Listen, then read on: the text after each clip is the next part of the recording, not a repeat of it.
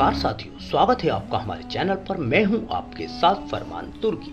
साथियों, आज हम बात करने वाले हैं एक ऐसे महान अजूबे के बारे में जिसे दुनिया में जैसा बनाया गया था वो आज भी वैसा ही है। लगभग 4500 सालों से वो आज भी ऐसा ही सीना ताने खड़ा है जैसा कि वो पहले बना था। आज हम आपको बताने वाले हैं अद्भुत और ऐतिहासिक गीज़ा के महान पिरामिड के बारे में। तो चलिए दोस्तों, अपनी इस वीडियो को चालू करते हैं। अगर अभी तक आपने हमारे चैनल को सब्सक्राइब नहीं किया है तो चैनल को सब्सक्राइब कीजिए, साथ में घंटी के बटन पर क्लिक कीजिए जिससे कि हर नोटिफिकेशन आप तक पहुंच सके सबसे पहले।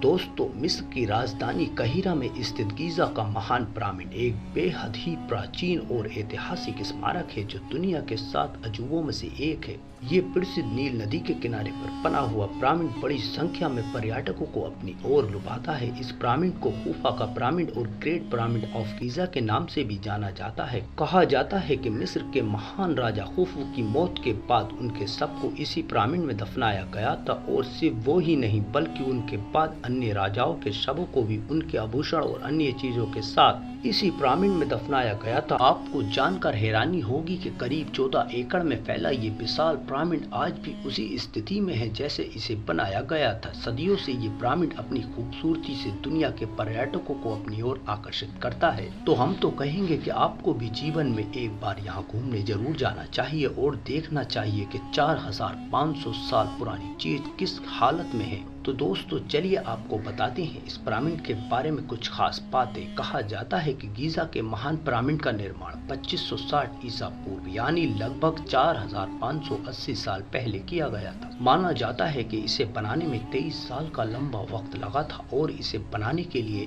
1 लाख मजदूरों ने काम किया था। ये ग्रेट पिरामिड विशेष प्रकार के चूना पत्थरों से बना हुआ है और इसका वजन करीब 5.5 अरब किलो माना जाता है। इस पिरामिड की ऊंचाई 450 फीट है। आपको जानकर हैरानी होगी कि ये ऐतिहासिक पिरामिड 1311 तक दुनिया की सबसे ऊंची इमारत के रूप में भी शुमार रहा है।